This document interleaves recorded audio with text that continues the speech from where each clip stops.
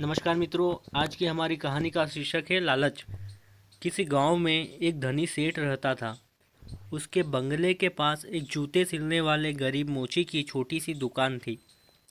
उस मोची की उस मोची की एक खास आदत थी कि जो जब भी जूते सिलता तो भगवान के भजन गुनगुनाता रहता था। लेकिन सेठ ने कभी उसके भजनों की तरफ ध्यान नहीं दिया।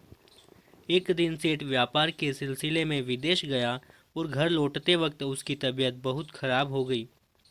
लेकिन पैसे की कोई कमी तो थी नहीं। सो देश विदेशों से डॉक्टर वैद्य हकीमों को बुलाया गया, लेकिन कोई भी सेठ की बीमारी का इलाज नहीं कर सका।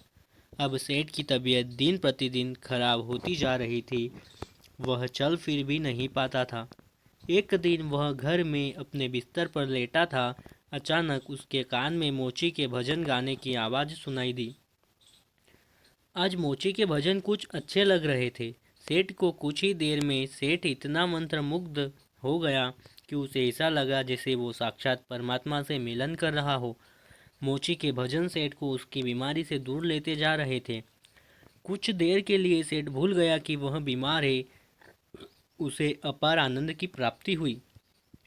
कुछ दिन तक यही सिलसिला चलता रहा। अब धीरे धीरे सेठ के स्वास्थ्य में सुधार आने लगा।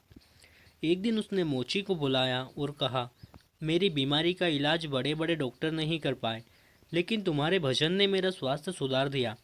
ये लो 1,000 रुपये इनाम। मोची खुश होते हुए पैसे लेकर चला गया। लेकिन उस रात मोची को बिल्कुल भी नींद नहीं आई। वो सारी रात यही सोचता रहा कि इतने सारे पैसों को कहाँ छुपा कर रखूं और इनसे क्या क्या खरीदना है। इसी सोच की वजह से वो इतना परेशान हुआ कि अगले दिन काम पे भी नहीं जा पाया। अब भजन गाना तो जैसे वो भूल ही गया था। मन में खुशी थी पैसे की। अब तो उसने काम पर जाना ही बंद कर दिया और धीरे धीरे उसकी दुकानदारी भी चौपट होने लगी।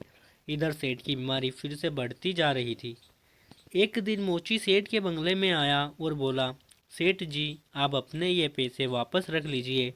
इस धन की वजह से मेरा धंधा चौपट हो गया। मैं भजन गाना ही भूल गया। इस धन ने तो मेरा परमात्मा से नाता ही तोड़वा दिया। मोची पैसे वापस करके फिर से अपने काम में लग गया। मित्रों, ये एक कहानी मात्र नहीं है, ये एक सीख है कि किस तरह हम पैसों का लालच हमको अपनों से दूर ले जाता है। हम भूल जाते हैं कि कोई ऐसी शक्ति भी है जिसने हमें बनाया है। जो प्राप्त है पर्याप्त है, जिसका मन मस्त है उसके पास समस्त है।